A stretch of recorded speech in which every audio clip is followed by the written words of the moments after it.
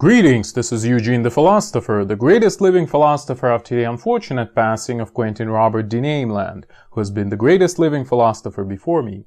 In the following video, I would like to discuss one aspect of the will to power concept that I frequently mention and use in my constructions, let's say, which is fairly important, I believe. So, well, first of all, let us just as a prelude, so to speak, let me reiterate that what is meant by will to power, I mean this Nietzschean concept, the power is not really like the physical, violent sort of power, right? Rather, it's more of an abstract thing, which it's like almost like an abstract currency to which most of the things can be translated into. And in this way, we can say that everything is will to power, at least in human behavior and in animal behavior and maybe even in inorganic nature, who knows, as well too. It's like things like I don't know, competence or skill are also power, because, well, they give you power over, let's say, the external world or other people because they trust you or because they seek your help in something, etc. So you have power over them in such a, weird manner, etc., etc., etc. So power means more than just, some sort of raw power that has a healing hand and can destroy a man, as we all know. Okay, so that was sort of an unnecessary prelude again. But the main idea of this video is really very simple, and it can be summarized as follows. Power is reciprocal. So that's why it's called reciprocity of power, right? So you might call it Eugene's theorem or something about power. There's I think Max Born reciprocity in quantum mechanics, so that would be like Eugene the Philosopher's reciprocity of power. So the idea is what I'm talking about exactly. So let's imagine an abstract, and this is, by the way, the worst part of this concept, or at least of me explaining this concept, is its sort of super vague nature, because again, we're talking about very abstract things, but I'll try to give at least a couple of examples so it would be clear what I'm talking about. So let's imagine a big thing sort of submitting a smaller thing, right? Having a power over it. Of, again, any sort of power. Or those may be relatively similarly sized things, so to speak. Again, in some very abstract sense. But one has still some power over the other. And what my theorem, so to speak, means is that by necessity, it's almost like a third law of Newton, if you like. By necessity, this power of one thing over the other is reciprocal. So the other thing also has power over the first thing through this first thing having power over the second thing, if that makes any kind of sense. So again, if we consider some abstract situations, let's say we have a whole. A whole consists of parts, right? Or at least it can be disintegrated into parts. But, so in some sense, a whole has power over its parts, right?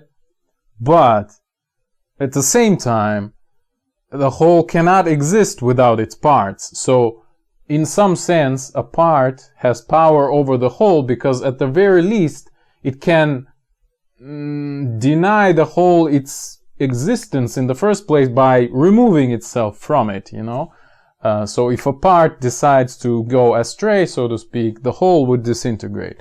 And, well, something like that happens in cancer, when cancer cells decide, well, we're not going to play this game anymore, and they start doing their own thing, right? So, and that disintegrates the whole, because the deal was broken, so to speak, and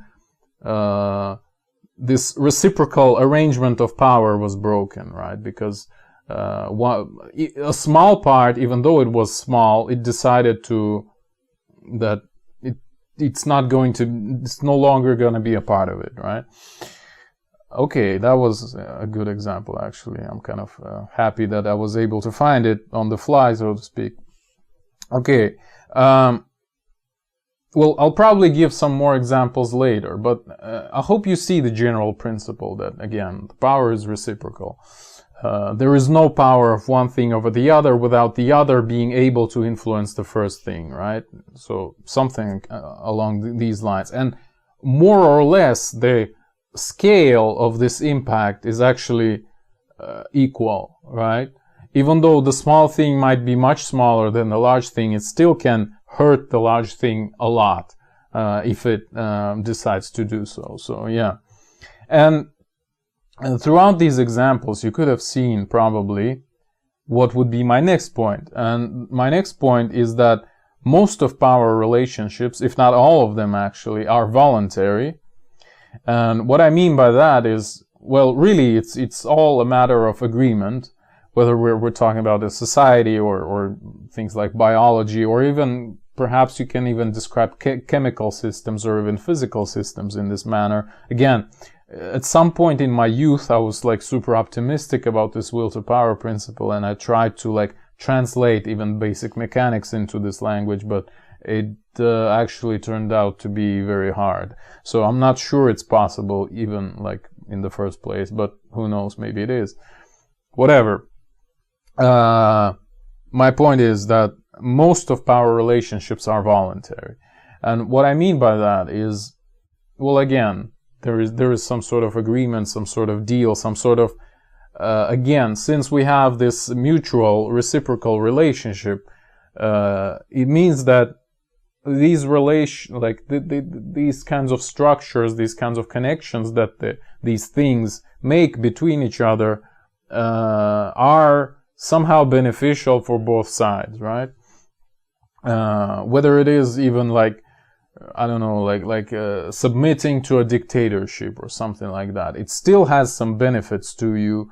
And, well, at the very least, you know, at the very, very least, submitting means that, let's say, you will stay alive, for example, right? That's already a good thing to consider in some cases. Like, let's say you've been taken as a hostage, so if you like don't follow whatever you're told to do, you would be killed, and that's probably a bad thing, right? So at least for the time being, you kind of proceed in this voluntary framework, even though it's kind of forced upon you, you still agree to it, right?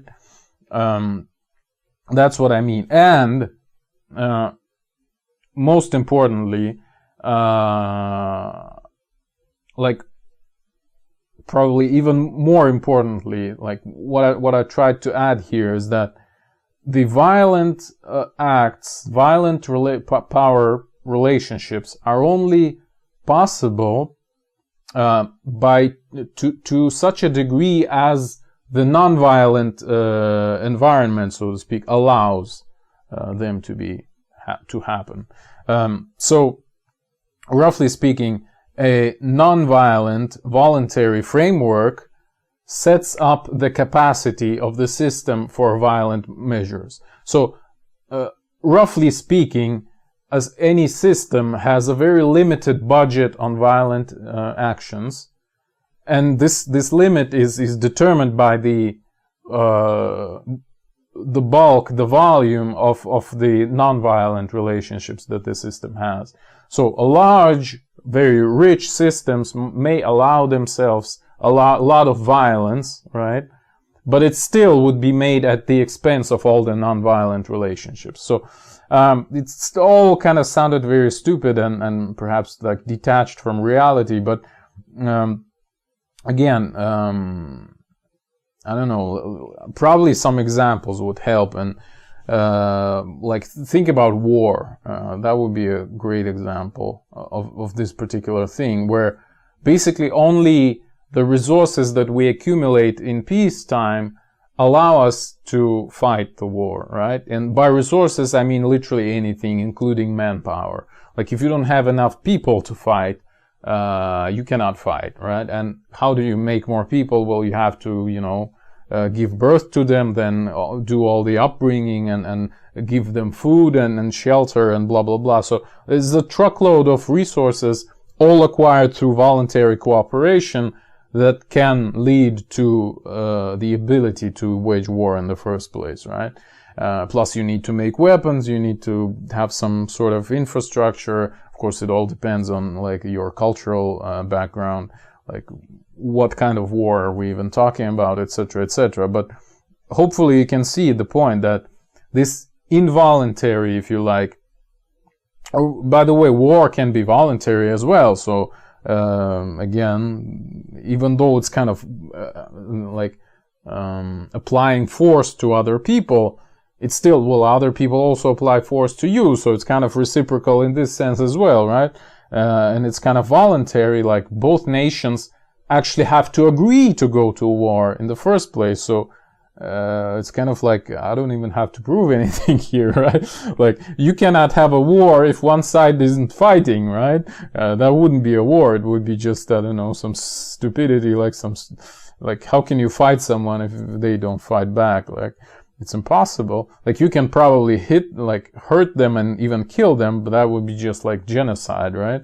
So, and even though genocide happened, including in the cases where the other side fought back, still I think genocide is not really even a war. It's just an act of stupidity. It's like burning of the books or something, you know, like shooting yourself in the foot.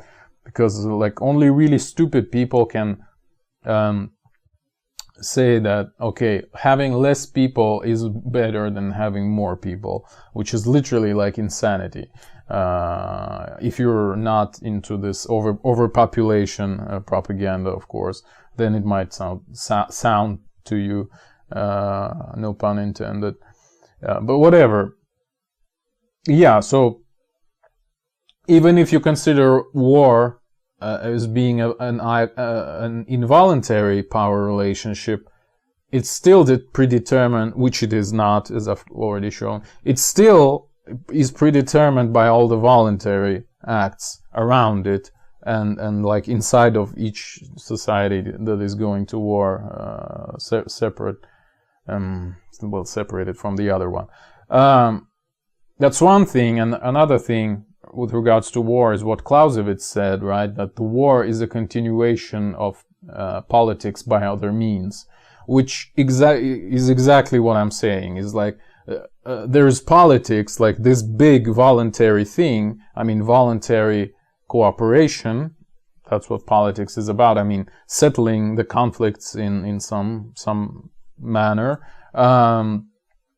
So like, you know, arranging the society in a certain way. And war is only there to like reinforce the position of one of the parties, let's say, basically. So because the purpose of the war, again, except for acts of genocide, which are not even war in my opinion, again, there's just acts of stupidity, like mass hysteria, you might say. So the act of war, its purpose is never in destruction of anything or anyone, really. Its only purpose is to reinforce the position of one of the sides and to gain something. Well, reinforce the position is kind of a general point, but to gain something in particular, like as a special case, let's say, of this general point, right? Let's say we can have a war for a controlling of Bosporus Strait, right, or something.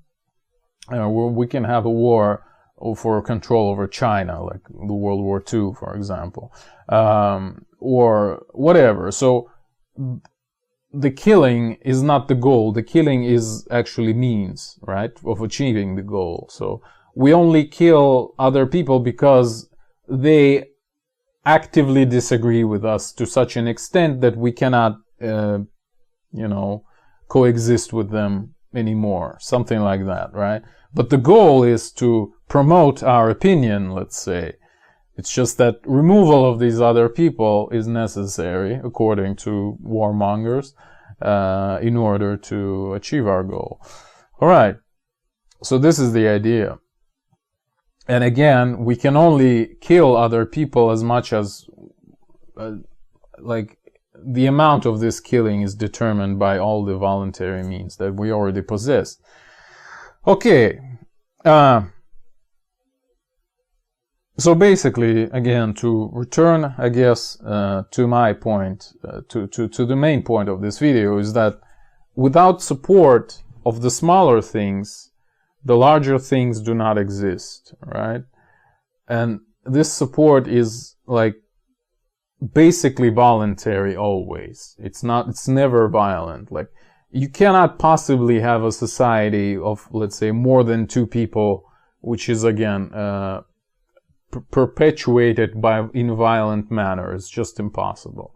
Like, even with 2 people, like, you cannot have a stable, like, unit of society if it's 100% based on violence. It's never like that. It's always mostly based on non-violence. Okay, so this is like a secondary point that I wanted to make. So the first main point of this video is that power relationships are reciprocal. So the larger, the smaller thing gains as much control over large thing as large thing gains control over small thing, right? That's one point. And the other point is that most, if not all, of power relationships are voluntary. So not only are they reciprocal, but also they're voluntary, right? Okay. So, and without this, therefore, without the help of the smaller thing, the larger thing cannot even exist. Or even, like what's the goal? It's actually very simple, right? What's the goal of a larger thing, of establishing power over the small thing? Well, it's enlarging your domain, like having more power, right? Well, you're having more power through submitting someone. Let's say you, as a, I don't know, master who makes doors or whatever, like a, how do you call it, carpenter or whatever, you get yourself a student, you train them to make doors with you, and you work together, and now you're this bigger unit. You're 2 guys instead of 1, right, making doors. So you have more power because there's more doors you can make. There's now other people who know that you can actually train this other guy, so you have some social skills. Now this other guy would go on and tell everyone how cool you are. So you'll have much more power through this, obviously, like however you look at it. Then the other guy whom you trained, he has more power because he received training, he has more skills, now he can make doors on his own, etc. Blah, blah, blah. So this relationship is reciprocal, right? They both benefit from it, and it's voluntary, obviously, etc., etc. So, and you can, like, try to analyze it on many other layers and levels of complexity, but really that was the main point, like, that I tried to make, probably. So let's just end this right here. That's one thing. And another thing, which would be much better illustrated even on non-human things, like inanimate matter, so to speak, is a third point that I wanted to make in this video, is that the behavior, well, it's kind of a particular case of what I've already discussed. So the point is that the behavior of a larger thing is largely, to a large degree at least, predetermined by smaller thing, or things, plural. So what do I mean, like these submissives? So what do I mean by that? And again, it's perfectly illustrated by like inorganic, inanimate matter, like, let's say, furniture or architecture in general, or street planning, or like what, I don't know, kettles and cups and tables and things like that. And what do I mean by that? Well, because you exist among all those things, let's say you bought yourself a table and you put it like somewhere, right? Now you might say, well, okay, my power has increased. Now I have this table, so I can do more stuff with the table rather than with not having a table, right? So your power has increased, but at the same time, what you do is now determined by this table, right? So you can like sit in front of it and like write something on it. You can put your computer on it, etc. But you see how your behavior is now affected by this table. It's not just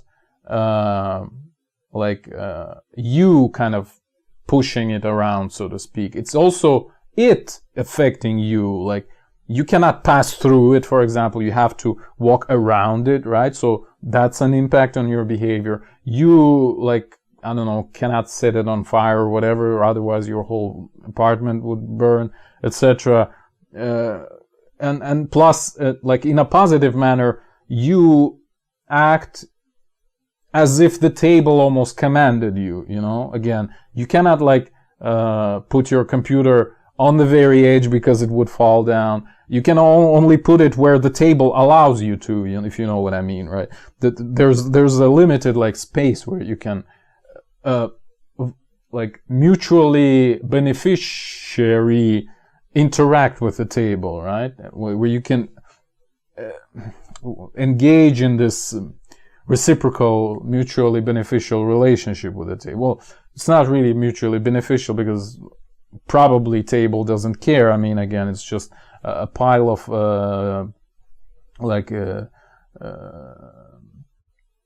a bunch of parts of a dead body of a tree, right?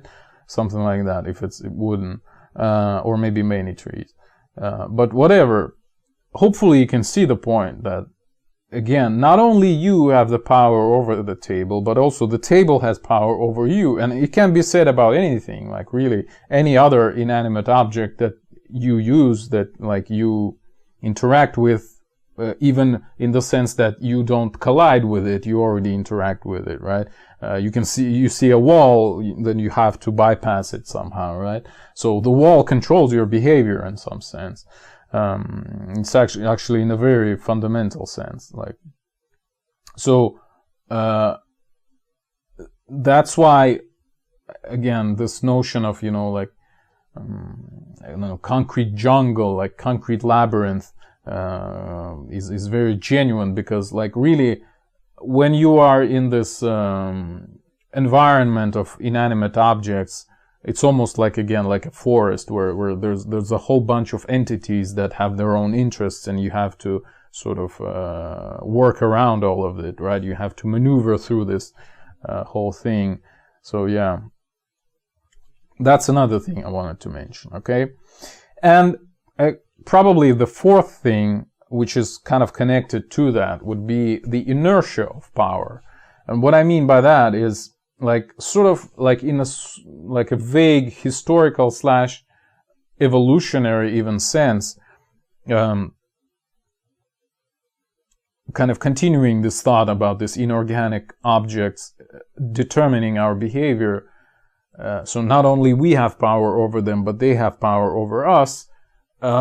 There is a certain inertia in how power manifests itself. So if I'm used to, well, again, history of innovation is a really good way to, like, experience it firsthand. So again, first automobiles, and to a large degree, a modern automobile is just literally like a copy of a cart, right? Where instead of a horse, you have a motor, right, inside of your car, the cart, so to speak. So that's what I mean. Like, once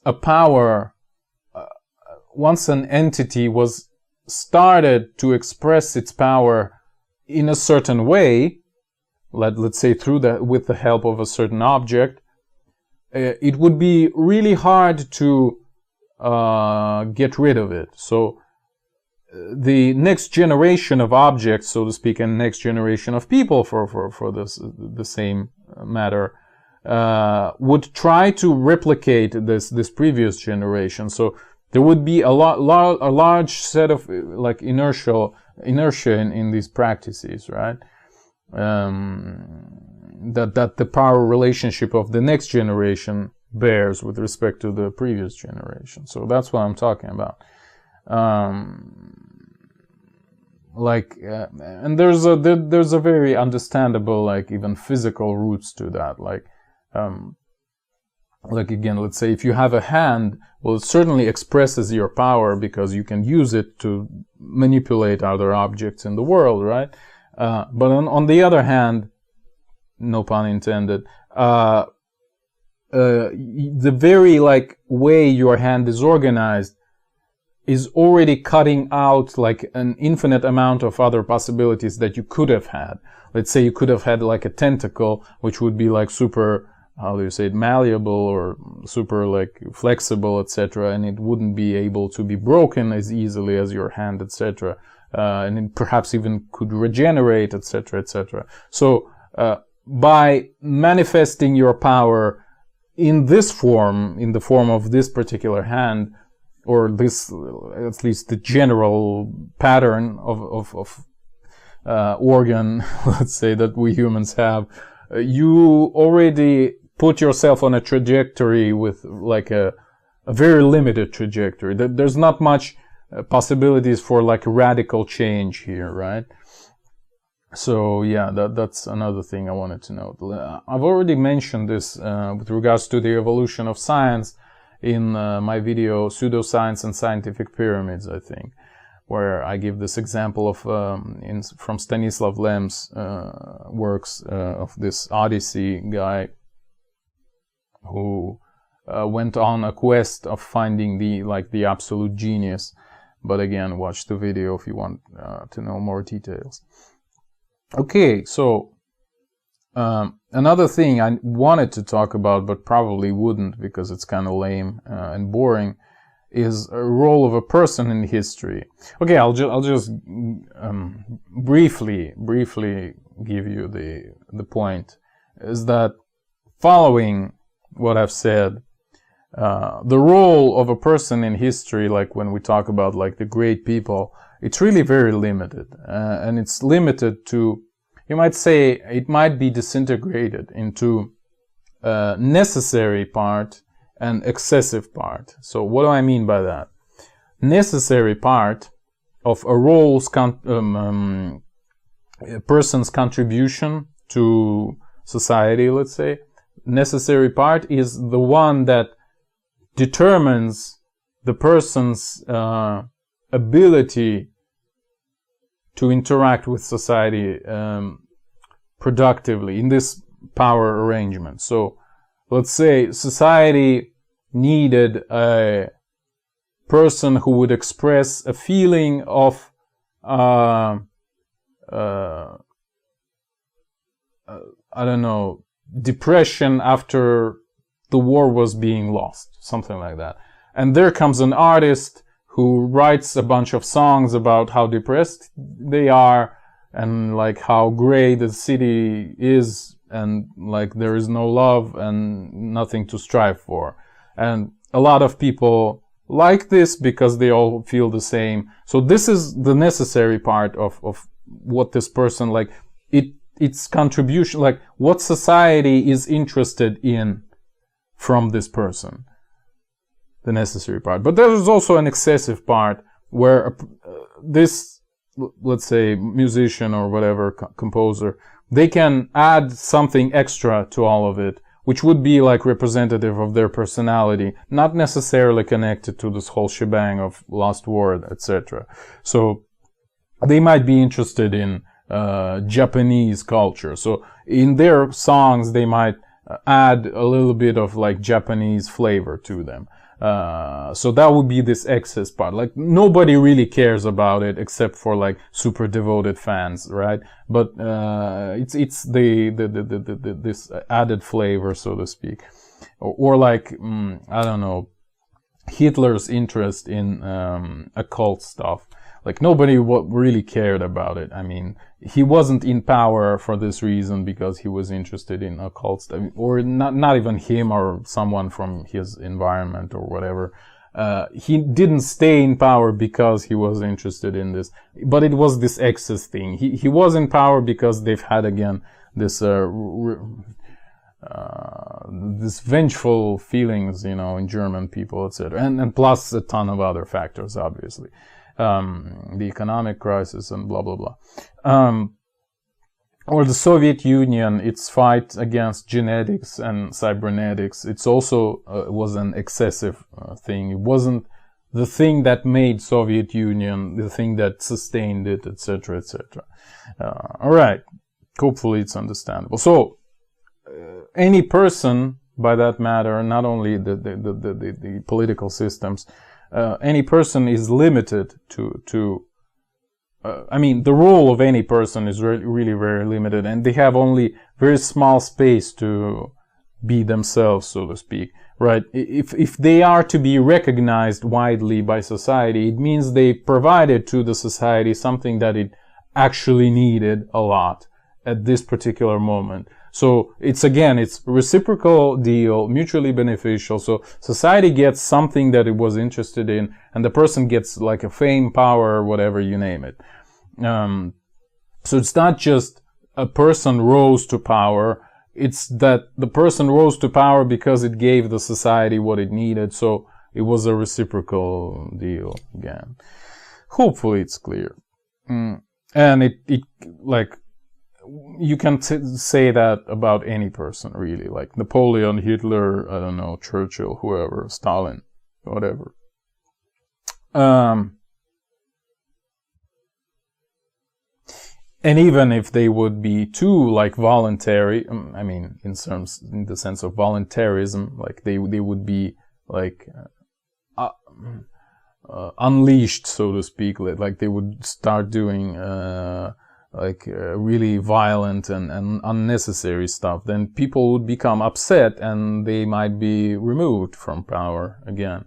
So they're only in power as long as their what is called key supporters support them, which means that these key supporters might put somebody else in power if that's no longer the case. Okay, so that's what I mean. So it's mutually beneficial and reciprocal. So, to conclude this rant, again, there were really only 3 or 4 main points that I've made here, and I'll just repeat them. So, power is reciprocal, that's one point, because the whole cannot exist without parts, right? So, a part has as much power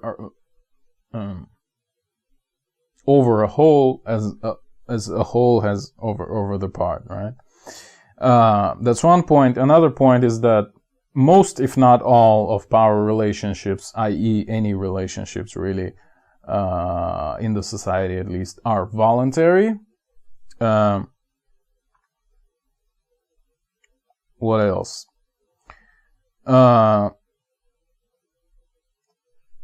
Maybe I forgot something, but another thing I talked about was that our behavior is, to a huge degree, and largely unrecognized degree, which is very funny, is determined by all these submissives, so to speak, all the things we have power over. So not only do we have power over things, again, as follows from what I've said previously, but also all those things have power over us. So again, with the example that I gave you, like with a table or whatever, or a door frame, like there's only very limited space that you can enter to go to the other room, you know.